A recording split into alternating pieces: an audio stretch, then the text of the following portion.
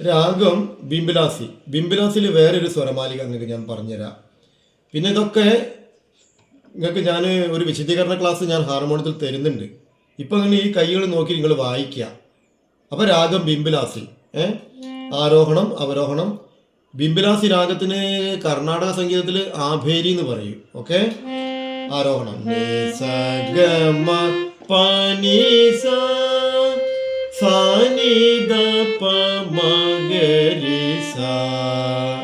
ഇതെല്ലാം അത്ര ഒരു ഇമ്പോർട്ടൻ്റ് ആക്കണ്ട. നിങ്ങൾക്ക് ഒരു പറ്റുന്ന രീതിയിൽ നിങ്ങൾക്ക് വെക്കാം. ഞാൻ ഇവിടെ അതിനനുസരിച്ച് വെച്ചുതരാം. വല്ലാണ്ട് ബുദ്ധിമുട്ടി കളിക്കണ്ട. നോക്കാം. കണ്ടില്ലേ?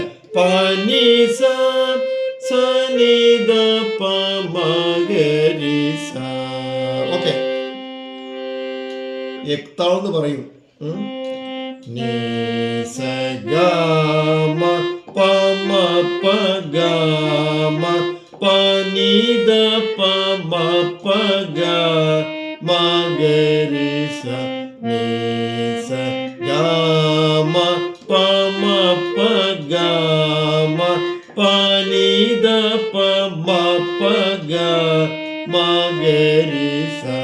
ഇത് സ്ഥായി, അതായത് പല്ലവി.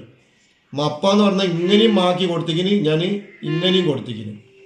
ഏത് വേണം വായിക്കാം. അടുത്തത് അനുപല്ലവി. ഒന്നുകൂടി വേണം ആ പല്ലവി ഇപ്പൊ കാണിച്ചു തരാം.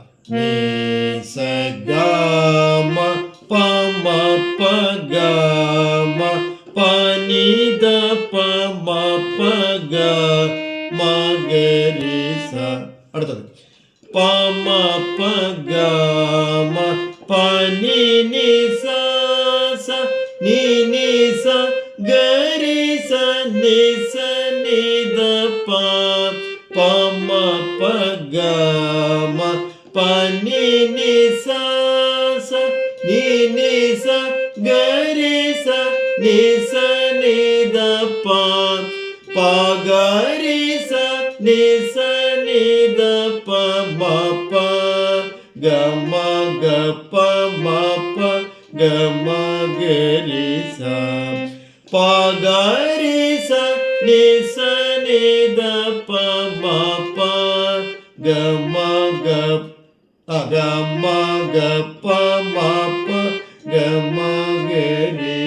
ഒന്നൊരു പാടിത്തരാം.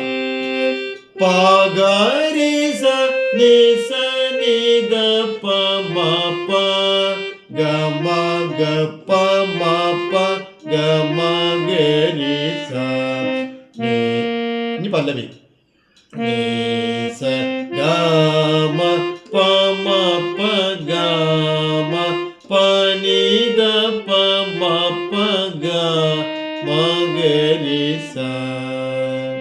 ഇത്രയും പഠിക്ക്. ഇതിന്റെ സ്പീഡൊക്കെ ഉണ്ട്. ഇതിന് ആ സ്പീഡൊക്കെ പിന്നെ വായിച്ചു തരുന്നുണ്ട് ഞാൻ. ഇത്രയും പഠിക്കും നിങ്ങൾ. നല്ല സ്പീഡിൽ വായിച്ച് ശീലിക്കണം. ഇത്രയും പഠിച്ചിട്ട് നിങ്ങൾക്ക് ഒരു വിശദീകരണ ക്ലാസ് ഞാൻ തരുന്നുണ്ട്. അന്നപ്പോൾ നിങ്ങൾക്കൊക്കെ മനസ്സിലാവും. ഇതിപ്പം പല്ലവി കഴിഞ്ഞ് അനുപല്ലവിയാണ് ചെയ്തത്. ആരോഹണം ഒക്കെ വായിച്ചിട്ടൊക്കെ ക്ലിയർ ആണ്. ശരി, അങ്ങനെ പഠിക്കുക.